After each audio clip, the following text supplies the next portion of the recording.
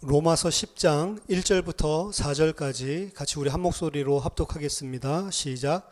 형제들아, 내 마음에 원하는 바와 하나님께 구하는 바는 이스라엘을 위함이니 곧 그들로 구원을 받게 함이라. 내가 증언하노니 그들이 하나님께 열심히 있으나 올바른 지식을 따른 것이 아니니라. 하나님의 의를 모르고 자기의 의를 세우려고 힘써 하나님의 의에 복종하지 아니하였느니라. 그리스도는 모든 믿는 자에게 의를 이루기 위하여 율법의 마침이 되시니라. 아멘. 오늘 기독교 강요 16번째 시간 하나님의 의에 대해서 같이 말씀을 나누겠습니다. 하나님의 의라고 하는 개념은 우리들이 많이 들어봤지만 하나님의 의를 생각할 때 실제로는 성경에서 말하는 하나님의 의가 아닌 오늘 유대인들이 하나님의 의를 알지 못해서 하나님께 열심히 살았지만 결국 하나님을 대적했었던 것처럼 그러한 일들이 신앙하고 그리고 또 교회를 다니는 사람들에게 많이 나타납니다. 이건 비단 교회 안에 구원받지 못한 자뿐만이 아니고 구원받은 하나님의 백성들, 교회들도 거기에 넘어가기가 쉽단 말이죠. 그래서 하나님의 의가 무엇인지를 모르는 그 유대인들은 도리어 하나님을 대적하고 또 하나님이 보내신 그리스도를 죽이고도 하나님 앞에서 잘했다라고 착각을 했단 말이에요. 예수님께서도 이야기하셨죠. 너희들을 앞으로 핍박하고 너희들을 채찍으로 때리고 공에 넘기는 사람들이 어떻게 생각하냐면 우리가 하나님을 잘 섬기고 있다 이렇게 생각한다고 했죠. 열심히 하나님을 대적하고 하나님의 그리스도의 몸된 교회를 짓밟으면서 이제 하나님이 기뻐하시겠다 라고 생각하는 거예요. 정반대. 그래서 열심히 하나님을 위해 살았는데 하나님을 대적하는 바울 또한 그런 인생을 살았었죠. 그래서 자기와 똑같은 입장에 여전히 있는 그런 유대인들, 이스라엘을 보면서 그들을 정말로 구원하기 원한다. 정말로 하나님 위해서 열심히 사는 사람들인데 하나님의 의를 모르고 자기 의를 가지고 하나님을 대적하고 있는 안타까운 심정이죠, 사실은. 그래서 바울은 자기가 구원을 못 받아도 이들이 다 구원받을 수 있다면 내가 차라리 그리스도에게서 떨어지더라도 구원하고 싶다. 그 정도로 그들을 염려하고 그들이 이 복음으로 이 진리로 오기를 원했단 말이죠. 그래서 오늘 우리가 하나님의 의에 대해서 다 계속해서 우리들이 이야기를 나누고 있는 것이지만 또 구체적으로 좀 살펴보도록 하겠습니다. 하나님과 인간과의 관계를 먼저 우리가 생각을 해봐야 되는데 범죄한 인간과 하나님과의 관계에 있어서 사실은 이 하나님의 의를 가지고만 하나님 앞에 다시 나아가고 그 관계가 다시 맺어지게 해놓은 것인데 한마디로 말하면 사람은 이게 안 되는 겁니다. 하나님 앞에 나아갈 때 하나님의 의로 나가기보다는 내가 상정해놓은 다른 의, 그걸 가지고 이제 하나님 앞에 계속 나가려고 한다는 거죠. 그게 유대인들의 실수였고 유대인들의 죄였고요. 선악과 사건을 창세기 처음부터 이야기를 하고 있죠. 이거는 모든 사건들의 모든 사람들 그리고 모든 인생들 그리고 모든 민족들 모두에게 일어나는 그 사건에 대한 패턴이지 아담과 하와라고 하는 한 개인의 이야기를 하고 있는 게 아닙니다. 창세기 1장 27절에서 28절 보니까 하나님이 형상대로 사람을 창조하셨고 하나님이 형상대로 사람을 창조하셨다는 것은 거의 하나님과 방불할 정도로 하나님과 그냥 교제한다 이 정도가 아니고 하나님과 거의 비슷한 존재로 그리고 하나님과 같이 만물을 통치하는 왕적인 존재로 그러면서도 하나님의 아들로 완전하게 이 상태를 유지할 수 있도록 그것이 영원한 상태는 아니지만 이미 완전한 것을 주셨단 말이에요. 그래서 31절에 보면 인간을 창조하시고 하나님이 보시기에 심히 좋았다라고 이야기를 하죠. 인간은 좋은 상태지만 여전히 참된 하나님과 함께 영원히 그 생을 누리기, 그 영생을 누리는 그 관계 속에 들어가기 위해서는 여전히 사실은 성장해야 될 영역이 이미 창세기 1장의 사람에게도 있는 것입니다. 그렇기 때문에 주는 게 사실은 프로베이션, 시험 기간이죠.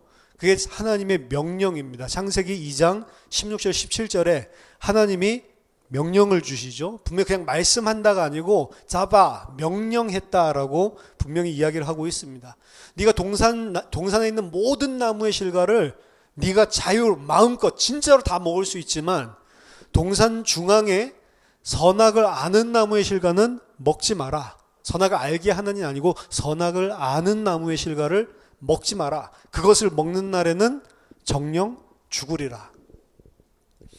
자, 아담과 하와가 이 뱀의 사탄의 이 꾀임, 사탄의 미혹으로 말미암아서 이 하나님의 말씀, 명령을 어기고 죄를 짓는 장면이 창세기 3장에 바로 등장을 하죠.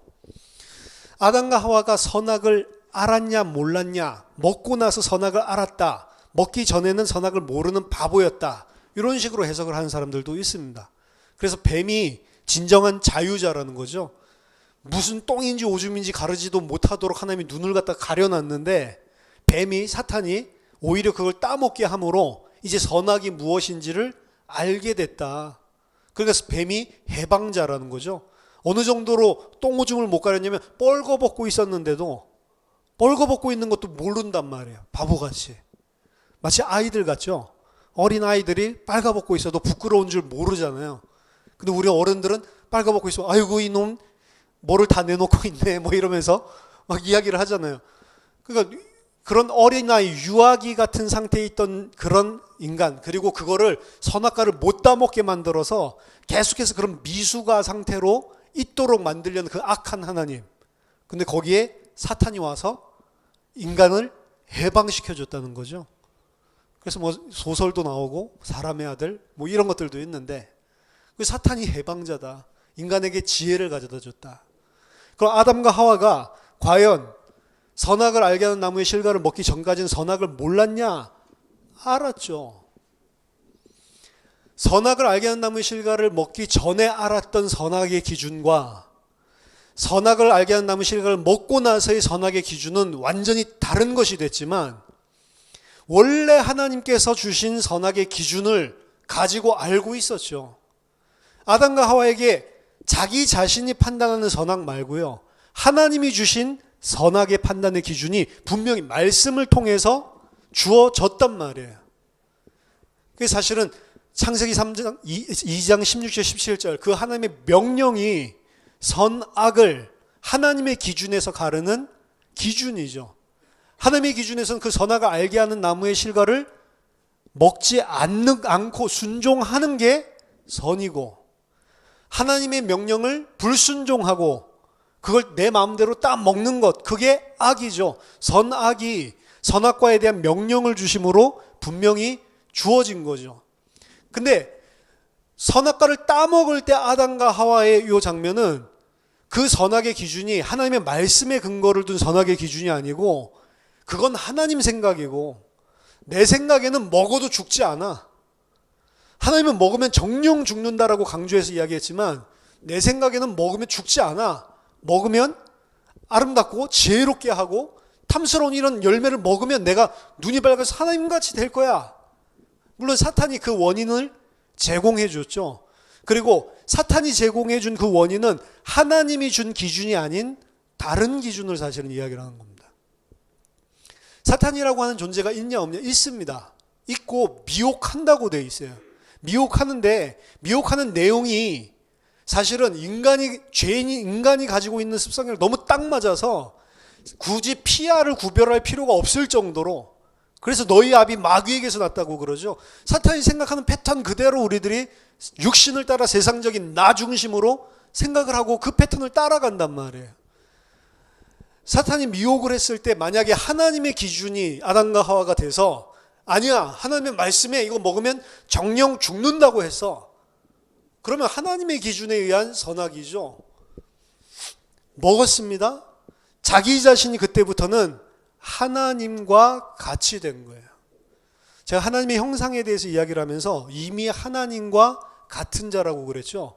원래 하나님이 창조하셨을 때 창세기 1장 그리고 창세기 2장에 범죄하기 전에 아담의 상태는 하나님과 방불한 상태였다고. 물론 하나님과 같이 영원한 그 생명을 가질 수 있는 상태는 아니고 더 좋아져야 되는, 성장해야 되는 영역이 분명히 있는 상태였지만, 불완전한 상태였지만 죄인도 아니고 온전한 의인도 아니고 어떻게 보면 중립적인 상태였다고요. 그 상태에서 하나님의 명령을 주셨을 때 순종할 수도 있었고 자의로, 그리고 불순종할 수도 있었단 말이에요. 아담 자체는. 근데 마귀의 말, 뱀의 말을 듣고 그 말을 들었을 때 하나님의 말씀을 불순종하는 것을 본인이 택했죠. 그러니까 하나님이 그렇게 택하게 한 게 아니고 본인이 스스로 의지를 가지고 택했죠. 그때부터 인간에게는 뭐가 생겼냐면 내가 선악 판단의 주체가 되어버린단 말이에요. 창세기 3장 22절에 보면 저들이 우리와 같이 선악을 아는 일에 하나가 되었다라고 이야기를 하죠. 그러니까 마치 뱀이 너희들이 그것을 먹으면 눈이 밝아져서 하나님같이 된다라고 한 게 실제로 창세기 3장 22절에서 이루어진 것처럼 본다고요. 하나님과 같이 선악을 아는 일을, 선악을 분별하는 것을 판단하는 자가 됐다라고 하는 것은 하나님같이 됐다라는 말이 아니에요. 하나님이 아닌 자가 하나님의 위치에 올라갔다고 봐야죠. 하나님이 아닌 인간이, 하나님께 순종해야 되는 인간이 하나님의 명령을 밟고 이제는 내가 선악을 판단하는 주체가 돼서 살아가는 겁니다. 이게 죄의 내용이죠. 따라서 죄의 내용은 한마디로 말하면 하나님과 다른 기준으로 모든 것들을 판단하고 보는 거예요. 하나님이 보시는 게 아니고 내가 볼 때는, 그렇죠? 사람이 만들고 마귀가 속이기 위해서 만들고 어쨌든 하나님이 주신 그 기준이 아닌 다른 기준으로 모든 것을 다 이제 판단하고 받아들이는 거죠. 그래서 범죄 후에 아담과 하와의 모습을 보면 범죄를 하고 나서 무화과 나무를 엮어서 치마를 하고 하나님 앞에 나타나죠. 왜 무화과 나무를 엮어서 그 수치스러운 것을 가립니까? 그 이전에는 무슨 옷을 입고 있었어요? 뻘거벗고 있었죠. 그렇죠? 그 이전에도 뻘거벗고 있었고 그 이전에는 수치스럽지 않았습니다. 서로 부끄러워하지 않았다라고 분명히 창세기 2장 말미에 나와 있죠. 둘 다 벗었었어요. 그때부터. 어느 날 갑자기 선악과 먹고 나서 옷을 벗은 게 아니고 처음부터 벗고 있었다. 근데 창세기 1장 2장에 있는 아담하와는 그거 보고 안 부끄러워했어요. 부끄러워할 게 아니죠. 그럼 누가 그렇게 벌거벗고 동산을 뛰어다니게 만드셨죠? 하나님이 그렇게 하신 거죠. 왜? 부끄럽게 만들려고? 아니요, 그건 부끄러운 게 아니란 말이에요. 뻘거벗고 다니는 게 하나님 앞에는 부끄럽다 안 부끄럽다 이게 아니란 말이에요. 하나님 기준에는. 근데 언제부터 갑자기 그게 부끄러워졌어요? 내가 하나님이 보는 것이 아닌 내가 보는 기준으로 다른 기준을 세우고 난 다음부터 아 이거는 부끄럽고 쪽팔린 거다 이렇게 생각을 하는 거죠. 그러니까 부끄러워하고 수치스러워하는 것 자체도 내가 만든 기준에서 부끄러워하기 시작을 하죠. 하나님 그거 아무렇지도 않게 생각을 하는데, 그리고 그것이 부끄러운 것이니까 가리기 위해서 가리는 것도 내가 만든 방법이죠. 무화과 나무 잎을 엮어서 하면 되겠구나. 그게 이제 인간이 이제 하나님 앞에 자기 자신이 생각할 때 이제 부끄러운 부분을 가리고 하나님 앞에 나아가게 되는, 그걸 보고 이제 종교고 그걸 보고 인간의 행위라고 이야기를 한 겁니다. 자기 자신이 생각할 때 부끄러운 것을 가리고 하나님 앞에 나가면 괜찮을 줄로 생각하는 거예요. 그렇죠? 자기 자신이 생각할 때 이건 참 부끄러워, 수치스러워. 이걸 내가 그러면 내 방법으로 내가 마련한 방법을 통해서 그걸 잘 치장을 하면 그러면 하나님 앞에 이제 부끄럽지 않게 되겠지 라고 생각을 하는 겁니다. 근데 하나님은 어떻게 하면 누가 그걸 만들어서 입었냐? 왜? 누가 뻘거벗었음을 너에게 구했냐? 내가 먹지 말라고 한 그 실과를 네가 먹었냐? 죄를 지었구나 네가. 네가 지금 죄를 짓는다는 거는 나쁜 게 아니에요. 윤리도덕적으로 나쁜, 과일 먹는 게 뭐가 나쁘냔 말이에요. 선악과가 특이한 나무가 아니라고 그랬죠. 유대 전통에 의하면 포도나무나 올리브나무라고 그랬죠. 그럼 뭐 포도 먹는 게 뭐가 나쁘냔 말이에요. 핵심은 하나님의 말씀에서 이거는 먹지 말라라고 이야기했었던 그걸 먹은 거, 말씀을 어긴 거, 그게 문제인 거지. 행위 자체는 윤리도덕적으로 아무 문제가 없어요. 하나님의 판단 기준이 아니라 내 판단 기준으로 하는 그게 문제인 거지.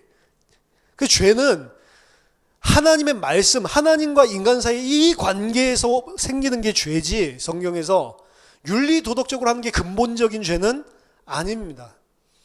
근데 내가 기준이 되고 내가 하나님이 되었기 때문에 이제 사람과의 관계에서도 사회생활 속에서도 전부 다 이제 욕심과 죄가 계속 나오게 되는 거죠, 사실은.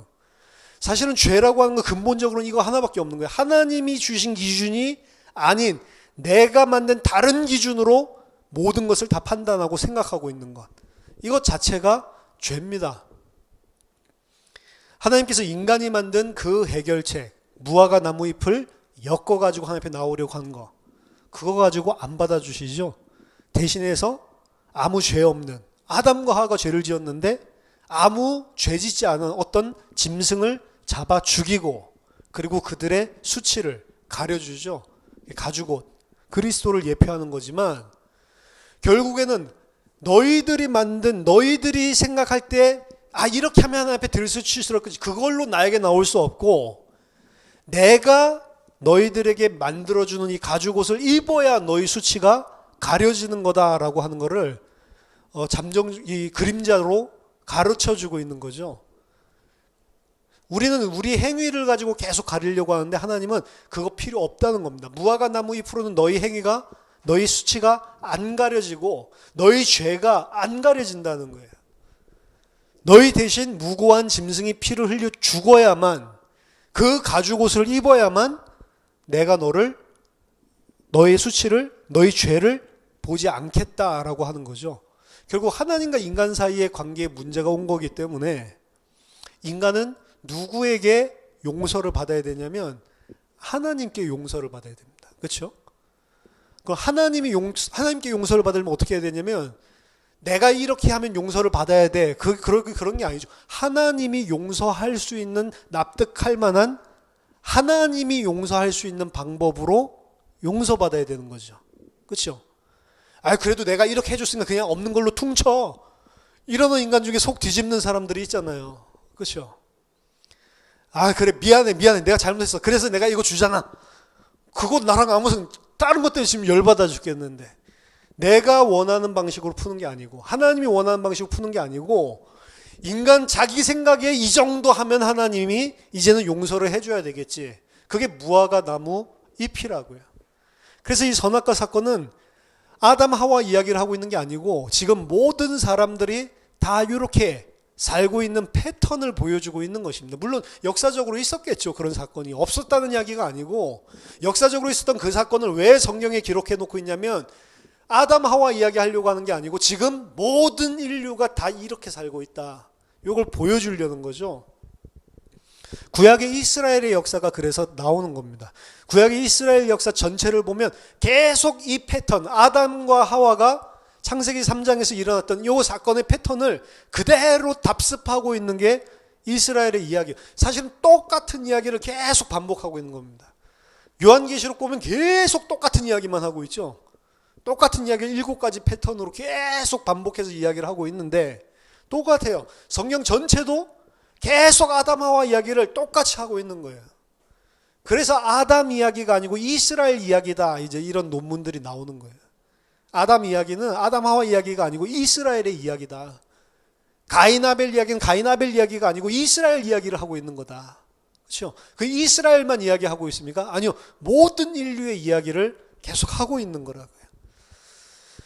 로마서 5장 12절 보면 그러므로 한 사람으로 말미암아 죄가 세상에 들어오고 죄로 말미암아 사망이 들어왔나니 이와 같이 모든 사람이 죄를 지었으므로 사망이 모든 사람에게 이르렀느니라.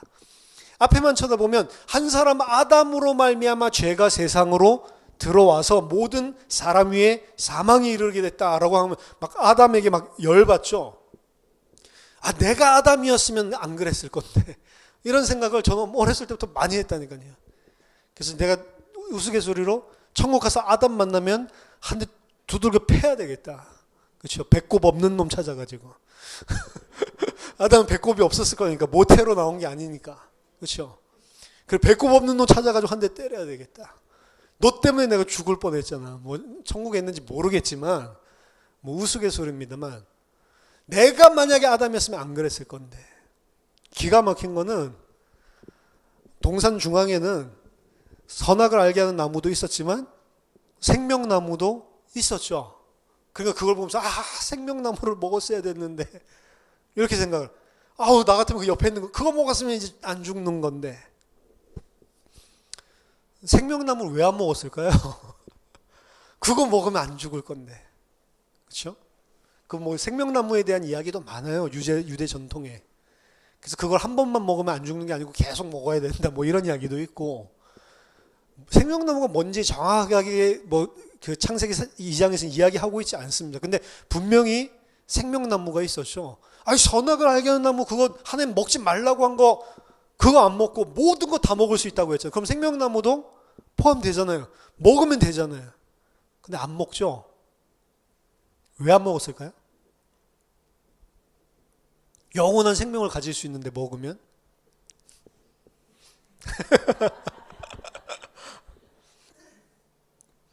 배가 엄청 부르면 맛있는 거 갖다 놔도 안 먹습니다. 이런 뷔페 가가지고 배가 터지도록 먹었는데 진짜로 막 토할 것 같아. 그 정도로 많이 먹어서 배가 부른데 그것도 맛있는 거를 집에 양념통닭 시켜보세요. 안 먹는다니까. 그렇죠? 하나만 먹어봐. 진짜 맛있어. 다른 가족들이 그래도 나 지금 아니야 안 먹어. 근데 지금 내가 쫄쫄 굶어보세요. 그럼 먹으란 소리 안 해도 다 퍼먹죠. 그렇죠? 아담에게 지금 죽음과 죄와 사망이 없단 말이에요. 생명나무 먹을 이유가 없어요, 사실은. 우리야 지금 죄 때문에 영원한 사망 가운데 있고 영원한 생명을 못 가졌다라고 하니까 그거 먹고 싶어 하는 거지. 아담 입장에서는 지금 죽음도 없고 육신적인 죽음도 아무 아쉬울 게 없는 상태니까 먹을 이유가 없다니까요. 그건 나에게 뭔가 더 주지 못한다고 생각을 하는 거예요. 자기가 생각할 때 자기에게 뭔가를 주는 건 하나님이 먹지 말라고 한 거, 먹으라고 한 거는 이미 나한테 주어진 건데 이건 다 정복했잖아요. 내가 정복하지 못한 저걸 가져야지 내가 행복한 거지. 그렇죠? 이 습성이 우리 똑같다니까요. 그렇죠? 뭐가 있는데 우리 충분하게 많은 걸 가진 사람들이거든요. 한국 사람들은 아우 힘들다 뭐 이런 이야기를 너무 안 하는 게 좋아요. 왜냐면 전 세계적으로 본다면 하루에 3끼 먹는 게 죄라니까요. 죄. 쿠바 가니까 하루 다 2끼 먹더라고요. 전부 다 삐삐 말라가지고 그 가운데서도 어떤 목사님들은 막 엄청 또 뒤룩뒤룩 어떻게 여기서 가가지고 그냥 뭐 한 2주일 3주일 있어도 살이 막 5kg씩 빠진다고. 다이어트 하려면 그런 데 가세요. 먹을 게 없으니까. 근데 어떻게 저기서 저렇게 살이 찌지? 뭐 이해가 안 되는 그런 목사님들이 있기는 있었는데 거의 대부분은 빼빼 말랐어요. 먹을 게 없으니까. 뜨거운 물이 어디 나옵니까?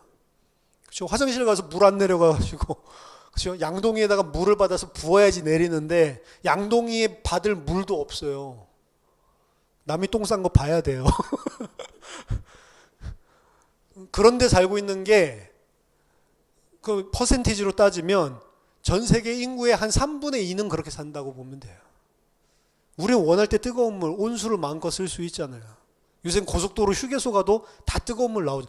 10년, 20년 전만 해도 한국에 뜨거운 물 안 나왔다니까. 이제 다 나오잖아요. 그렇죠? 한국은 정말로 복받은 나라고 내가 마음껏 온수로 샤워할 수만 있어도 복받은 거예요, 사실은. 육신적인 복으로 친다면. 그렇죠? 아무것도 사실은 아쉬울 게 없는 것입니다. 그렇죠? 그런데도 불구하고 상대적인 빈곤감에 시달리죠. 일자리가 없대요. 근데 건설 현장이나 이런 데 가면 일꾼이 없대. 그래서 전부 해외 노동자를 전부 들어와야 돼. 거의 다 지금 중국이나 이런 사람들이 들어가서 다 일하고 있거든. 왜? 한국 애들이 일을 안 해서. 일당 얼마 주냐? 적게는 10만 원. 조금 기술 있는 거 20만 원, 30만 원 줘도 안 해요. 그러면서 힘들대. 이상하죠. 옛날에 4만 원만 줘도 했는데. 그렇죠? 그러니까 상대적인 빈곤감이죠. 상대적인 거. 그러면서 어떻게 생각하죠? 대기업에 취업해가지고 내가 저 자리에 올라서면 그러면 좋겠지. 그거 있으면 내가 이제 행복하겠지. 아니요, 올라가면 그게 끝이 아니에요. 올라가 있으면 또 더 위에 있는 사람 보이고 더 위에 있는 사람 보이고 그럼 제일 꼭대기에 있는 사람은 행복한가요? 아니요. 더 가지려고 아래에 있는 사람들 다 밟아 죽이는데요.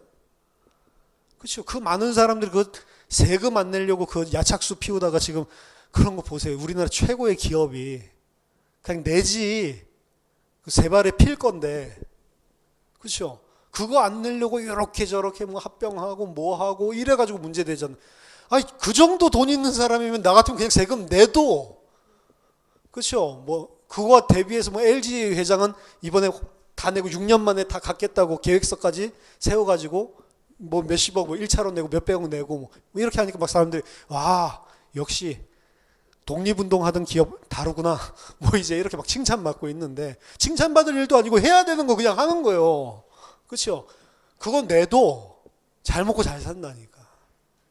근데 위에 올라간 사람들, 참된 만족을 모르는 것들은 꼭 아담처럼 다 줘도 하나님 짓밟고 내가 하나님 되지 않으면 안 행복한 거예요. 내가 하나님 돼야지. 어떻게 감히 내가 어떤 영역이 제한을 받아. 그게 아담의 범죄고 그게 우리도 똑같은 걸 가지고 있다. 그러니까 만족을 못해요. 내게 있는 걸로 만족을, 뭔가 더 필요한 것들. 로마서 5장 12절 보니까 아담으로 말미암아 죄가 세상에 들어와서 사망이 왕노릇을 하게 됐는데, 그 뒤에 보면 이와 같이 모든 사람이 죄를 지었으므로, 아담만 그런 게 아니고 아담 때문에 뭐 사망이 들어온 게 아니고 아담이랑 똑같이 모든 사람이 죄를 지었으므로 죄가 모든 사람에게 이르게 되었다. 사망이 모든 사람에게 이르게 되었다라고 이야기를 합니다. 그러니까 아담 이야기를 하고 아담 이야기 할 게 아니고 내가 아담이란 말이에요. 내가 창세기 3장에 나와 있는 그 아담이란 말입니다. 이스라엘 아담의 후손들에게 하나님께서 또다시 명령을 주셨죠. 율법입니다. 그렇죠? 그리고 그 율법을 주심으로 말미암아 여실하게 자신들이 죄인이라고 하는 사실을 사실은 드러냈죠. 그들은 율법을 지킬 수 없습니다. 율법 주신 목적 자체가 로마서 3장 19절에서 20절 보면 율법 아래에 있는 모든 자의 입을 막아버리고 온 세상으로 하여금 하나님의 심판 아래에 있게 하기 위해서, 율법의 행위로는 그 앞에 의롭다 할 자가 없다라는 것을 보여주기 위해서 하나님이 율법 주셨다라고 이야기를 하죠. 근데 유대인은 어떻게 깨달았냐? 오늘 보면 잘못 깨달았어요. 이 율법을 이제 주셨으니까 아담은 못 지켰지만 나는 잘 지키면 되겠지 라고 자신들이 생각할 때는 잘 지켰다고요. 근데 그 잘 지키는 기준이 누구 눈에 잘 지킨 거냐? 자기들 눈에 잘 지킨 거예요. 자신들은 절대로 율법을 지킬 수 없는 존재다라고 하나님은 그걸 깨닫게 하기 위해서 주셨는데, 그들은 율법을 보면서 이 정도면 지킬 수 있겠다, 우리가 열심히 한다면, 이렇게 생각을 한 거예요. 그래서 열심히 그거를 잘 지켰는데, 사실은 모세오경부터 시작해서 모세오경 하나만 봐도 그렇고요, 십계명 하나만 봐도 그래요. 사람이 절대로 못 지키도록 율법을 주셨다니까. 십계명 여러분 지킬 수 있습니까? 어떤 목사님은 십계명은 뭐 영원한 하나님의 규례다 이렇게 해가지고 뭐 다른 것들 의식법, 제사법 이런 것들은 다 없어져도 십계명 안에 있는 정신은 예수 그리스도 믿는 교회에도 그대로 내려오기 때문에 거기 있는 것들 그대로 다 지켜야 된다라고 이야기를 하는데 못 지킨다니까요. 십계명은 지키지 말라고, 지킬 수 없다라는 것을 보여주기 위해서 준 게 십계명이라고요. 좀 이따 그 설명하겠습니다. 그래서 사실은 하나님이 주신 해결책을 유대인은 받아들이지를 않았어요. 왜? 자신들이 생각할 때 율법 잘 지키면 구원 받을 수 있을 걸로 생각을 했거든요. 그게 이제 율법주의자들인데, 그래서 갈라디아서 2장 16절에 사람이 의롭게 되는 것은 율법의 행위로가 아니고, 행위로 말미암는 게 아니고 오직 예수 그리스도를 믿음으로 말미암는 줄 아는 거로, 우리도 그리스도 예수를 믿나니 이는 율법의 행위로서가 아니고 그리스도를 믿음으로써 의롭다함을 얻으려 함이라. 이게 하나님의 의거든요. 율법의 행위로는 의롭다함을 얻을 육체가 없느니라. 오늘 본문 4절에도 그리스도는 모든 믿는 자에게 의를 이루기 위하여 율법의 마침이 되시니라. 율법의 마침이라고는 율법의 텔로스, 율법의 목적이 되시니라. 텔로스라고 하는 율법의 종착점, 율법의 골. 율법의 꼴, 율법의 목적지가 뭐예요? 그리스도를 믿음으로만 의롭게 될 수 있다. 그래서 예수가 그리스도가 되신 거예요. 왜? 이 그리스도를 통해서, 십자가를 통해서만 너희들이 의로워질 수 있다. 그래서 모든 믿는 자에게 의가 되시기 위해서, 믿는 자에게 의가 되시기 위해서 율법의 목적이 되셨다. 텔로스가 되셨다라고 이야기를 하는 겁니다. 이 하나님의 의를 인간 수준의 판단과 기준에서는 받아들이기가 힘든 거예요. 이건 유대인만 그런 것이 아니고 지금 모든 사람들이 다 마찬가지입니다. 우리는 이미 기준 자체가 나로 옮겨졌어요. 그래서 나로 옮겨져서 그 패턴 그대로 생각을 하고 있다고, 모든 사람들이. 그래서 하나님이 내 의가 아닌 그리스도의 의를 통해서 무슨 생명을 주신다? 이 개념 자체가 이해가 안 되는 게 사람입니다. 하나님은 공짜로 거저 줘야지만, 선물로 줘야지만, 은혜로 줘야지만 너희 구원받는다라고 이야기하는데, 우리 생각에는 계속 그래도 그렇지, 어떻게 그게 은혜로 받아? 대부분의 종교인은 그래서 그리스도인들을 욕할 때 어떻게 믿는다고 구원받냐? 똑바로 행해야지 구원받지. 항상 그거 가지고 대립구조를 결국에 파고 들어가 거기서 나는 거거든요. 그럼 저렇게 거지 같은 목사가 어떻게 구원받냐? 그럼 저렇게 열심히 착하게 살고 있는 저 스님은 지옥 간다고? 말이 안 되는 거죠. 자기가 봤을 땐 그리스도인들을 엉망인 사람들 많은데, 그럼 저 사람도 예수 믿는다고 구원받아? 그 엉망으로 사는 사람이 예수 믿는지 안 믿는지 모르겠지만 일단은 행위를 똑바로 해야지 구원받지. 그러면 일반 종교인만 그렇습니까? 기독교인도 똑같은 패턴을 그대로 가지고 있다고. 심지어는 구원받은 사람까지도 거기에 미혹되잖아요. 갈라디아 교회가 그랬죠. 구원은 은혜로 다 받아놓고, 그렇죠? 예수 그리스도 십자가로 성령으로 구원 다 받아놓고 이제 육체로 마치려고 그러냐? 성령으로 시작하였다가 육체로 너에게 끝맺으려고 그러냐? 실컷 예수 은혜로 구원받는 거구나. 아, 이런 죄인을 받아주셔서 감사합니다. 십자가에 나를 위해 주셔서 감사합니다. 그렇게 하나님의 은혜가 믿어지고 감사했던 사람들이 조금만 지나면 이제 내가 이제 하나님의 백성으로 어떻게 이제 살아야지 꼭 그 구원이 유지되는 것처럼 생각하기가 쉬운 거예요. 미혹되기가 쉽단 말이에요. 그러니까 신앙생활도 그렇게 하는 거죠. 신앙생활도 믿음으로 구원은 받았지만 우리가 하나님 앞에 떳떳하려면 내 행위 가지고 뭔가를 좀 잘해야 떳떳한 거지, 내 행위가 뭔가 하나님 앞에 부족하면 눌려버리죠. 그렇죠? 그래서 와서 목사님 눈도 잘 못 쳐다보고 그래서 계속 막 피해 다니다가 혹은 계속 그게 반복되면 교회도 못 나오죠. 아, 나 같은 건 교회도 못 나가. 그렇죠? 그 나 같은 것, 그럼 어디에다가 지금 판단 기준을 두고 있어요? 나죠. 내가 만들어 놓은 무화과 나무. 그렇죠? 서로 무화과 나무님 너는 크네, 잘 가려주네. 내 거는 무슨 아카시아 나뭇잎같이 짜잘해가지고 거의 그냥 사이로 다 보이는데 이러고 있는 거라니까. 그렇죠? 그래서 하나님 앞에 뭔가 내가 한 주 동안 진짜 잘 살아서 은혜 속에서 기도하고 이러면 교회 나올 때도 발걸음 가볍죠. 게다가 헌금까지 두둑하게 마련했어. 그럼 뿌듯하죠. 아, 헌금 시간 안 오나? 이러면서 한 주 동안 완전히 깽판 치고 막 돈도 막 술 마시고 이런데 허랑방탕하게 썼어. 헌금 할 것도 없어. 하도 퍼마셔서. 그렇죠? 이런 힘들죠. 헌금 시간 오면 눌리죠. 그러니까 우리 그 헌금 안 돌리는 거 참 잘한 것 같아. 홍 집사님 오셔가지고 제안해 주셔가지고 옛날에 그 수도권에 있던 예배당에도 저렇게 했었는데, 그렇죠?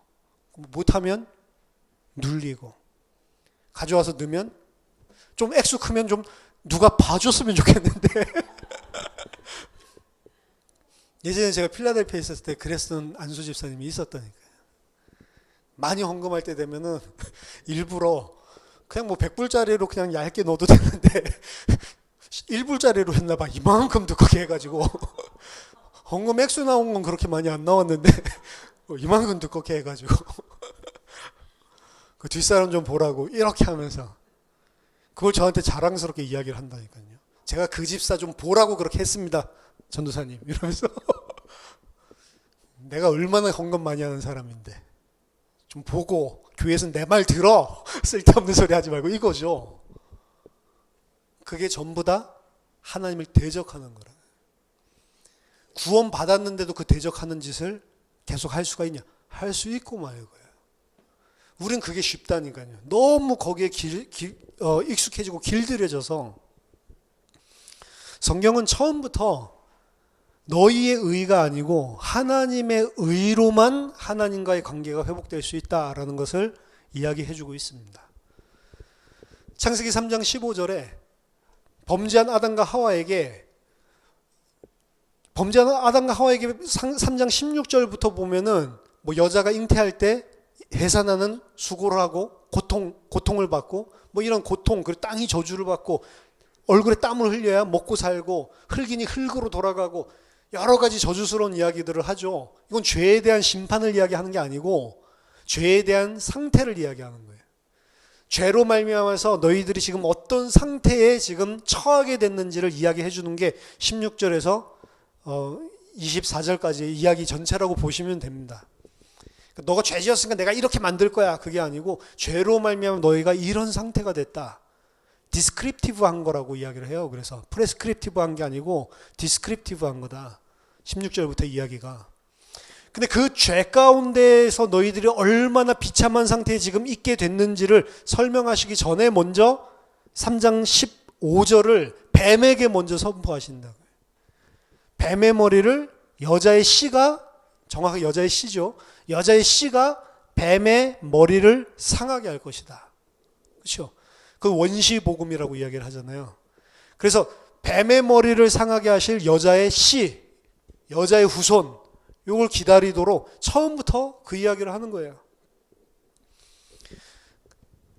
그리고 율법을 그 여자의 씨로 말미암아서 구원을 얻는 거지 율법을 줘서 율법 지키게 한 게 아닙니다. 처음부터 의도가. 왜냐하면 율법의 내용 자체는 지킬 수 없는 내용을 가지고 주셨어요. 아까 말했듯이. 지킬 수 있는데요. 유대인들은 지킬 수 있다고 이야기하고 율법에서 이야기하는 것보다 더 지킨 사람들이 바리새인들인데 지킬 수 없다고 준 게 율법입니다. 그게 십계명에 나와요. 출애굽기 20장 17절. 앞에 9가지 나온 것들은 어떻게 잘 매니지하고 이렇게 하면 할 수 있을지도 몰라. 근데 마지막 10번째 계명에서 건드리는 거는 뭘 해라 안 해라가 아니고 마음을 건드리는 겁니다. 탐하지 말라라고 이야기를 하죠. 탐해서 무슨 일을 한 거 말고 탐하지 말라. 네 이웃을, 그리고 네 이웃의 소유를, 남종과 여종과 그리고 가축과 그 모든 것들을 탐하지 말라. 그럼 누구 쳐다보면서 나도 저거 있으면 좋겠다. 거기에 대한 욕심만 들어가도 십계명 어기는 거라고요. 그걸 누가 지켜요? 창세기 8장 21절부터 처음부터 5경 창세기부터 사람의 문제는 마음의 문제라는 걸 이야기하고 있죠. 사람이 태어나면서부터 그 생각하고 계획하는 모든 게 다 악할 뿐임을 보시고 하나님이 한탄하셨다라고 이야기를 하죠. 그러니까 사람은 어쩔 수가 없어요. 마음의 문제, 내 자신이 하나님과 단절이 된 상태에서 왕이 되고 하나님이 되고 기준이 되어버린 이 상태, 그 상태에서 나오는 모든 것들이 사실은 다 탐심이라고요. 무화과 나무 잎을 가리는 것도 나를 위한 거잖아요. 그렇죠? 내가 수치스럽지 않기 위해서. 내가 다 나를 위해서 하는 행위 중에 하나죠. 도덕적으로 열심히 사는 것도 결국에 깊이 들어가보면 내가 좀 더 나은 인간이 되고, 인간이란 이런 거야. 내가 생각하는 가치관이 있는데 거기에 맞는 삶을 성실하게 살아내서 내가 그 멋진 인간답게 나는 살았어. 그거 못 살면 막 자책하고 힘들겠죠. 근데 그거 좀 살아내면 그렇게 못 사는 사람들을 보면서 야, 좀 인간답게 살지 못하고 저 사람들 왜 그러나? 이러고 있겠죠. 그렇죠? 아이고, 욕심을 버리세요. 욕심을 버리려고 하는 것들 자체도 내가 생각하는 윤리 도덕상을 이루기 위한 거란 말이에요. 자유로울 수가 없어요, 인간은. 그 누구든지 그 마음의 문제를 해결할 수가 없는 것입니다. 그래서 율법을 주시면서 그 율법 속에 이미 하나님이 하나님의 방법, 그 죄를 해결할 수 있는 하나님의 방법을 주신 게 희생제사란 말이에요. 네가 죽어야 되는데 너 죄를 전가시켜버리죠. 그리고 그 제물이 대신해서 피를 흘리고 죽음으로 하나님이 그 죄를 없다 해주시는 거죠. 그 처음부터 하나님이 은혜로 주셨기 때문에 지킬 수 있는 건데, 그 희생제사마저도 율법주의는 전부 다 오해를 했단 말이에요. 어떻게 생각하냐면 이 행위를 잘 하면 하나님은 죄를 용서할 수밖에 없는 분. 왜? 하나님이 그렇게 하면 용서해 준다고 했으니까. 그거는 네가 절대로 할 수 없는 존재이기 때문에 내가 주는 이 방법으로만 할 수 있는 거야 라고 주신 건데, 어떻게 깨달았냐면 아, 이거 하면 죄가 용서받는 거구나. 그럼 나 이거 잘 행해야지. 이렇게 생각을 했다. 아니라니까요. 그러니까 어떤 일이 발생을 하냐면 이사야서 1장 12절 17절 보면 재물을 가지고 와서 하나님 앞에 성전에 바치면서 삶은 어떻게 살아요? 고아와 과부를 압제하고 없는 자들 짓밟으면서 악인으로 실컷 살면서 안식일마다 와서 희생제물 드린다. 그러면서 무슨 생각이에요? 이렇게 살아도 죄 용서하는 방법 난 있어. 이거 하면 용서해 준댔어. 희생제물만 잘 드리면 나를 복주겠지. 아무리 내가 가난한 자들, 고아들, 과부들 전부 다 짓누르고 내가 악을 행해도 하나님이 방법 줬어. 이거 하면. 그럼 뭐예요? 지금 은혜로 나오는 게 아니잖아요. 진짜로 이거를 율법 속에서 이거 우리가 지킬 수 없기 때문에 하나님이 희생제사를 주셨구나라고 하면 너무나 감사한 마음으로, 내가 이렇게 안 지으려고 그래도 어쩔 수 없이 내가 왕이 되고 또 하나님이 되는 이런 죄인인데 이 죄 없는 희생 제물을 통해서 나를 그냥 죄 없는 걸로 칭해 주시는 은혜가 감사해서 그 제물 바쳐야 될 거 아니에요. 근데 나 죄 있다 싶으면 그냥 희생 제물 드리면 되지 뭐. 그럼 하나님 저주 심판 안 받아. 이렇게 생각을 한단 말이에요. 그러니까 하나님이 그 제물 가지고 오지 말라고 그러죠. 그 피냄새가 좋아서 그거 가지고 오라고 내가 그러냐. 내가 맡기가 역겹다. 힘들다. 더 이상 헛되이 와서 마당만 밟고 가는 짓 하지 마라. 이렇게 이야기하죠. 그게 이제 역사적으로 따진다면 토라 키핑 주다이즘이랑 그리고 템플 서빙 주다이즘이랑 싸우는 거예요. 이 이 성전을 섬기는 그 유대인들은 어떤 생각을 가졌냐면 그 사람들이 다 사두개인이나 그리고 사마리아에 남아 있었던 이런 사람들이나 그리고 이방인들 중에 이 유대교 들어오면 좋겠다라고 좀 뽀대 있다 이렇게 생각해서 이런 사람들 중심으로 그 대제사장 가문이랑 전부 세상 물욕에 빠진 사람들이라고. 이 사람들은 어떻게 생각했냐면 템플 중심이에요. 성전 중심. 성전에 와서 그냥 피제사만 드리면 다 용서해줘. 이렇게 사는 사람들. 그러니까 지네들은 세상에서 온갖 욕심 다 부리고 그럼 나는 피제사 드렸어. 용서해줘야지. 이렇게 하는 사람들이에요. 그걸 갖다가 허무는 메시지들이 전부 선지서들이란 말이야. 산 순종을 원하지 희생제사의 그 기름진 것 그거 아무 필요 없다 하나님이. 그렇죠? 그러니까 율법을 주시고 그 율법을 지킬 수 없음을 주시고 그 안에서 해결할 수 있는 길로 하나님의 은혜를 주셨는데 그 은혜마저도 어떻게 생각하면 나 저거 할 수 있어. 내 양 한 마리 잡을 수 있지. 이렇게 생각을 하는 겁니다.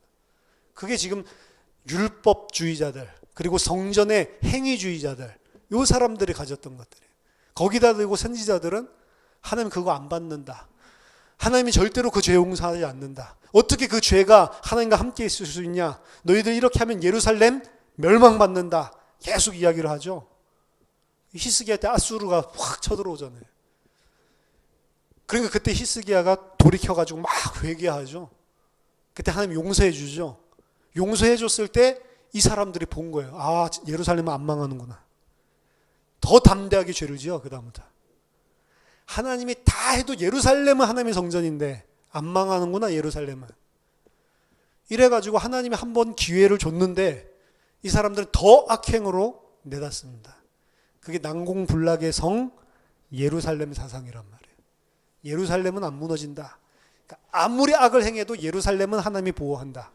왜? 우리가 희생제사 지내니까. 히브리서 10장 4절에 보면 황소와 염소의 피가 능히 죄를 없이 하지 못한다라고 이야기했습니다. 황소와 염소의 피를 하나님께서 그 무고한 짐승의 피를 받아주시고 그 죄를 묻지 않겠다라고 한 거는 그리스도를 예표하는 것으로서 하나님이 주실 은혜의 그 그리스도의 피를 예표하는 기능으로서 그렇게 한 것이지, 그게 무슨 주문, 부적, 뭐 이런 제의례 뭐 이런 것처럼 요거 행하면 막 부정이 떠나가고 이거 행하면 무슨 애군이 떠나가고 그런 무슨 무당 잡교 같은 그런 이야기가 아니란 말이에요. 피를 흘리면서도 사실은 그 그리스도 안에 있는 하나님의 은혜 때문에 감사하면서 오는 게 그 희생제사를 드리는 것이지, 육신적으로 그냥 좋은 양 가지고 오는 거 그거 드리는 거 아니란 말이야. 근데 좋은 양 가져오는 것도 그나마 봐줄만 한데 전부 다 병신 가지고 오죠. 이사야서 1장 보니까 눈가림하고 뭐 똑같이 뭐 어차피 죽이고 그리고 태우면 똑같은데 다리 저는 게 죽여가지고 태우면 다리 저는 게 그게 뭐가 큰 의미가 있어요. 어차피 죽으면 똑같은 양인데 이런 거 병신들만 다 가지고 오죠. 그러니까 하나님이 주신 율법을 못 지키는 거예요 사실은. 그런데 그렇게 양인 제사 지냈다고 자기네들 율법 지키고 있다고 스스로 만든 기준 가지고 착각을 하고 있는 거죠. 거기에 반해서 이제 바리새인들은 지긋지긋한 놈들, 진짜 마음으로 섬겨야지 해서 이제는 토라 중심으로 말씀을 잘 지켜야지, 저렇게 제의사한다고 좋아하는 게 아니고 말씀 잘 지켜야지 라고 하면서 말씀 열심히 지키는 쪽으로 나갔습니다. 이게 똑같은 거예요 하나님 봤을 때는. 솔직히 우리 인간적인 기준과 입증해서 본다면 사두개인들이나 이 대제사장들 이런 사람들보다는, 템플 중심의 이런 사람들보다는 바리새인이 굉장히 양심적이고 깨끗한 거죠. 그리고 예수님 죽인 사람들은 사실은 바리새인이 죽이지는 않았어요. 대제사장과 서기관들에게, 장로들에게 고난을 받고 예수님 죽었지, 바리새인들도 잘했다라고 생각은 했겠지만 바리새인 그럴 수 있는 힘도 있는 사람들이 아니에요. 이 사람들이 권력을 가진 사람들이었지. 그러니까 양심적으로 보면 바리새인이 좀 더 괜찮아 보이죠. 근데 하나님 봤을 때는 똑같단 말이에요. 전부 다 뭐예요? 하나님의 의가 아닌 자기의 의를 가지고 하나님 앞에 나아가려고 하나님의 의를 힘써 복종하지 않았던 자들인 겁니다. 그래서 우리의 의를 이사야서 64장 6절에 하나님 볼 때는 누더기 같다라고 하는 거예요. 우리가 볼 때 잘한 거지 하나님 볼 때는 거지 같은 거라고. 그런 거 가지고 하나님 앞에 나올 수가 없는 것인데, 나의 의와 행위를 통해서 계속 하나님 앞에 나가려고 합니다. 구원은 하나님의 은혜로 받았지만 신앙생활은 내가 이제 거룩한 삶을 살아서 하려고 한다니까요. 그게 성화주의인 거죠. 성화가 나쁜 거 아닙니다. 성화는 있어야 돼요. 있을 수밖에 없는 거예요. 당연히 그게 있는 겁니다.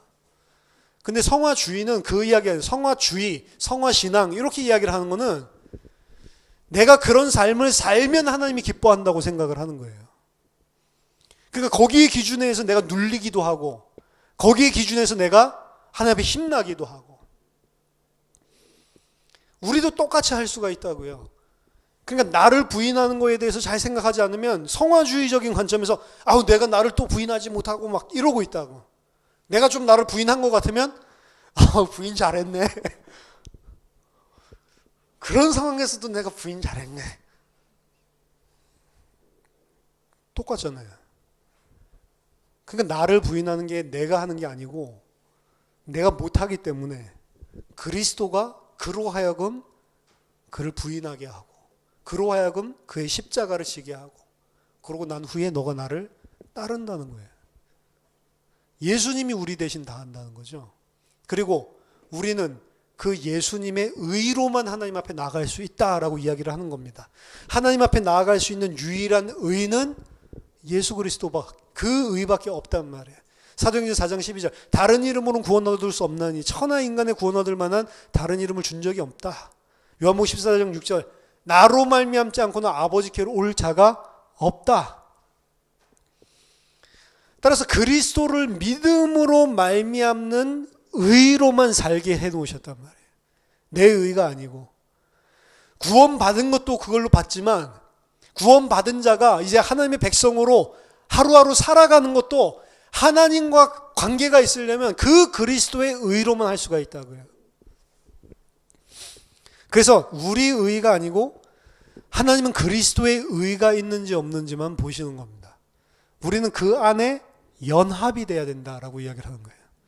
마가복음 10장 45절 내가 죽어야 되는데 대신 죽을 대속제로 희생제 너희 많은 사람을 섬기려 하고 많은 사람을 위해 내가 대속제로 제물로 주기 위해서 내가 왔다라고 이야기를 하죠. 예수 그리스도가 우리를 대속해야 되는 거지 내 모습을 가지고 하나님 앞에 나가는 게 아니란 말이죠. 고린도서 5장 21절에서도 그리스도가 나를 대신해서 죄가 되신 거예요. 왜? 우리가 하나님 앞에 의가 되게 하기 위해서. 그러니까 내가 하나님 앞에 의로울 수 있는 길은 예수님이 내 죄를 대속하고 예수님이 내 죄가 되셔서 내가 받아야 될 모든 심판을 다 받으시고 나 대신 죽으셔야지만 내가 하나님 앞에 의가 될 수 있는 거지. 그 그리스도께서 행하신 그 십자가에 내가 연합되어 있어야만 내가 하나님 앞에 의를 가지고 나가는 거지. 그것 아니고는 하나님 앞에 나아갈 수 있는 게 없다니까요. 근데 우리는 계속 내 행위를 가지고 내가 뭔가 행한 것을 가지고 하나님 앞에 나갈 수 있다라고 생각을 하는 겁니다. 베드로전서 1장 18절에서 21절 너희가 알거니와 너희 조상이 물려준 헛된 행실에서 대속함을 받은 것은 은이나 금같이 없어질 것으로 된 것이 아니요. 이게 지금 베드로가 하는 말이죠. 은이나 금이 이거 사도행전 3장에서도 나오죠. 거지가 뭐 줄 거 있나? 쳐다봤더니 은과 금은 내게 없거니와 내게 있는 것으로 너에게 주노니 나사렛 예수 이름으로 일어나 걸으라 라고 성전에서 이야기하죠. 예루살렘 성전에서. 은이나 금 너희들이 대속함을 받을 것은 은이나 금같이 없어질 것으로 한 것이 왜 굳이 은금이 계속 나옵니까? 베드로는 뭐 은금에 미쳤어요? 은금이라고 하는 것 자체가 예루살렘 성전을 상징하는 거예요. 은금, 보배로운 산. 예루살렘 성전 그걸 생각할 때 은금, 보배로운 것 이렇게 생각을 했다고. 그 예루살렘 성전은 사실은 껍데기죠. 예루살렘 성전은 실제로는 참된 성전이 아니잖아요. 참된 성전은 예수 그리스도가 참된 성전이잖아요. 성전이라는 의미는 하나님을 만나는 곳인데 예루살렘 성전에서 사람들은 하나님 만날 수 있다고 생각했어요. 뭘 행함으로? 율법, 희생제사, 염소, 송아지 피 이런 거 흘리면 우리가 하나님 만날 수 있겠지. 이걸로 죄 씻겠지. 근데 실체는 뭐예요? 그 예루살렘 성전이 아니고 예수 그리스도고 예수 그리스도의 피로만 하나님 앞에 나아갈 수 있는 거잖아요. 은금이라고 하는 건 그 예루살렘 성전과 거기서 드린 희생제사와 피, 율법, 제도, 제사 요거를 은금이라고 이야기한다. 그 거지에게 은금을 주려고 하는 게 아니고 율법, 껍데기를 주려고 하는 게 아니고 예수 그리스도의 이름을 지금 주고 참된 성전을 지금 주고 있는 거죠. 가짜 성전 말고. 그럼 똑같은 거예요. 은과 금으로 된 것이 아니요. 그거는 너희들이 율법을 잘 지키고 너희 행위를 잘 해가지고 이게 해방이 주어진 게 대속함이 주어진 게 아니다. 지금 베드로가 그 이야기를 하고 있는 겁니다. 너희가 알거니와 너희 조상이 물려준 헛된 행실에서 대속함을 받은 것은 은이나 금같이 없어질 것으로 된 것이 아니요. 그 성전에서 드리는 그 제사나 율법 지킴으로 너희 행위로 된 것이 아니요. 오직 흠없고 점없는 어린 양 같은 그리스도의 보배로운 피로 된 것이니라. 20절에 그는 창세전부터 미리 알리신 바 되시니나 이 말세에 너희를 위하여 나타나신 바 되었으니 너희는 그를 죽은 자 가운데서 살리시고 영광을 주신 하나님을 그리스도로 말미암아 믿는 자니 너희 믿음과 소망이 하나님께 있게 하려 하셨느니라. 그리스도를 통해서만 구원을 받을 수, 그리스도를 통해서 너희들이 거기서 대속함을 얻은 것이다 라고 이야기를 하면서 그는 창세전부터 미리 알리신 바 된 자다. 근데 이 말세 때에 너희를 위해서 실체가 나타나셨다. 창세 전부터 이미 알리신 바가 됐대요. 그러면 뭔 이야기냐면 창세 전부터 이미 하나님이 계획해 놓으셨던 것. 에베소서 1장 3절에서 7절에서 그 이야기를 하고 있죠. 결국에는 그리스도를 믿는 믿음, 이 의로만 우리가 하나님 앞에 나아갈 수 있다라고 하는 것은 누구만 받아들일 수 있냐면 창세전에 하나님께서 예정하신 사람만 받아들일 수 있는 것입니다. 하나님께서 은혜로 그것을 성령으로 보여주시지 않으면 그 누구도 그거를 스스로 깨닫거나 그리고 받아들일 수 없는 거예요. 찬송하리로다 하나님 곧 우리 주 예수 그리스도의 아버지께서 그리스도 안에서 하늘에 속한 모든 신령한 복을 우리에게 주시되 곧 창세전에 그리스도 안에서 우리를 택하사 우리로 사랑 안에서 그 앞에 거룩하고 흠이 없게 하시려고 그 기쁘신 뜻대로 우리를 예정하사 예수 그리스도로 말미암아 자기의 아들들이 되게 하셨으니, 그러니까 창세 전부터 우리를 하나님의 아들들이 되게 하려고 예정해 놓으셨고, 그 예정, 하나님의 아들들이 되게 하는 방법, 하나님의 기준, 그거는 예수 그리스도로 말미암아 하나님의 아들들이 되게 하도록 예정해 놓으셨다. 그걸 말세에 그리스도의 십자가로 나타내셨단 말이죠. 이는 그가 사랑하시는 자 안에서 우리에게 거저 주시는 바 그의 은혜의 영광을 찬송하게 하려는 것이라. 우리는 그리스도 안에서 그의 은혜의 풍성함을 따라 그의 피로 말미암아 속량 곧 죄사함을 받았느니라. 그렇죠? 이게 전부 다 창세 전부터 하나님의 백성들을, 하나님의 아들들을 만들어내기 위한 하나님의 계획 가운데 진행되고 그걸 예정하시고 그리고 성취하신 거란 말이에요. 그 사람들만 하나님의 의가 이 땅 살아가는 동안에 내 의가 아니고 하나님의 의로 하나님이 나를 하나님의 아들이 되게 했구나 라고 하는 사실이 부딪히고 믿어진다고요. 사실은 그게 믿어지면 해방을 누릴 수 있습니다. 왜냐하면 그때서야 드디어 내 의가 아니고 그리스도의 의로 하나님이 나를 부르신 거구나, 하나님은 그것밖에 안 보는구나, 그랬을 때 내 연약한 모습에서 빠져나올 수가 있어요. 그 의만 보니까 내가 이제 막 살아도 되겠구나. 그건 아까 전에 템플 오리엔티드, 템플 성향의, 성전 성향의 그 사두개인들, 대제사장들, 하나님의 은혜를 모르는 사람들이 그렇게 하는 거고, 내 행위를 보지 않으니까 나는 이제 죄를 마음껏 지을 수 있구나. 이 사람은 성령이 그 사실을 깨닫게 해서 믿게 한 사람이 아닌 거예요, 그냥. 그래서 그렇게 잘못하는 사람은 그냥 교회에서 쫓아내라고 그러잖아요, 바울도. 쫓아냈고, 그래서. 그건 교회가 아니기 때문에. 받은 사람은 분명히 압니다. 내 의로 나갈 수 없기 때문에 하나님이 그리스도의 의로 말미암아 나를 살리신 거구나. 안다니까요. 근데 그 은혜와 사랑을 아는 자는 넘어지는 모습 속에서도 하나님이 이런 은혜와 사랑을 주셔서 감사한데 너무 면목이 없구나. 그 죄에 대한, 넘어지는 모습에 대한 나의 이 안타까움과 진짜 이 가슴을 치는 애통함이 있고, 죄를 아니까. 그럼에도 불구하고 그래서 그리스도께서 나를 살리신, 이 방법으로만 나를 살리신 거구나 라고 하는 해방감을 얻는단 말이에요. 이 두 개 사이가 왔다 갔다 하면서 말하자는 그 성화, 거룩한 모습이 조금씩 흘러나오는 겁니다. 요 두 개가 왔다 갔다 하지 않는 사람은 절대로 그 열매들이 흘러나오지 않게 돼 있어요. 그렇죠?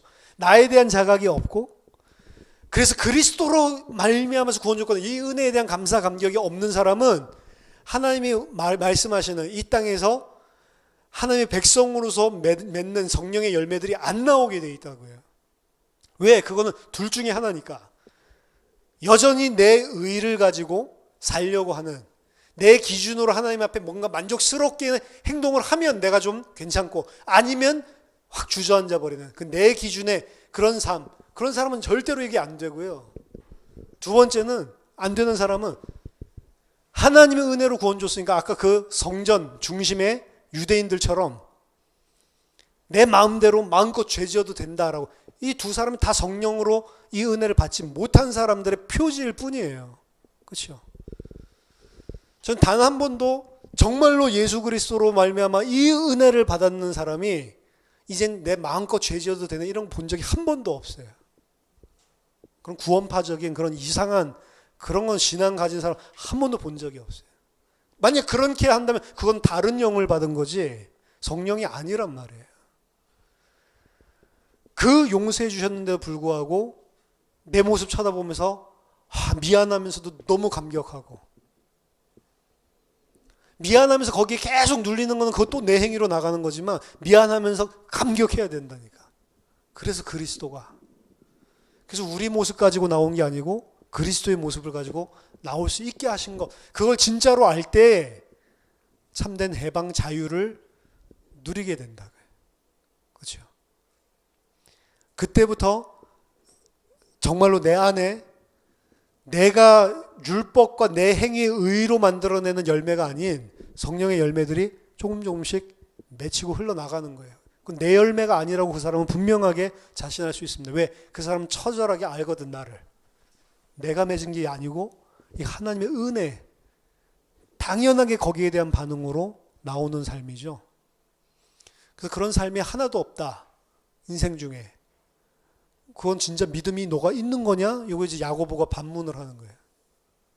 어떻게 은혜 받은 사람, 그 그리스도의 값없이 주는 은혜를, 사랑을 받은 사람이 어떻게 그런 식으로 모든 것들을 판단하고 행동을 할 수 있지?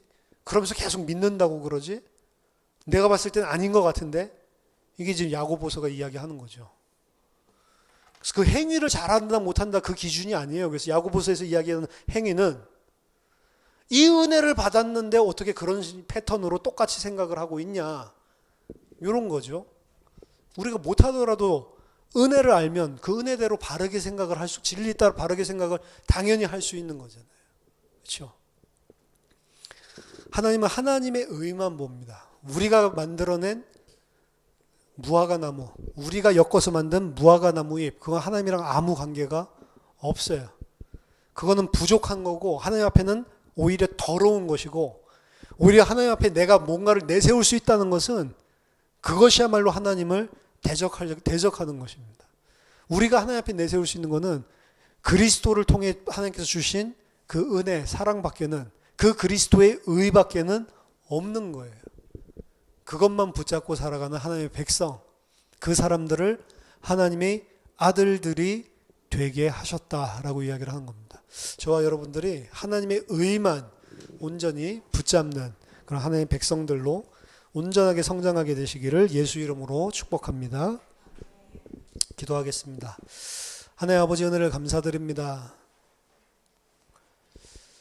이렇게 하나님 앞에 더럽고 추한 죄인인 저희들에게 하나님께서 창세전에 예정하시고 택정하셔서 그 그리스도의 의 안에 하나님의 백성, 하나님의 아들들이 되게 하심을 너무나 감사드립니다. 면목 없지만 그 은혜와 사랑에 감사해서, 감격해서 그 은혜 속에, 그 의 속에 온전히 살아가는 하나님의 자녀들 다 될 수 있도록 주님 우리에게 참된 믿음을 허락해 주시옵소서. 예수 그리스도 이름으로 기도하옵나이다. 아멘.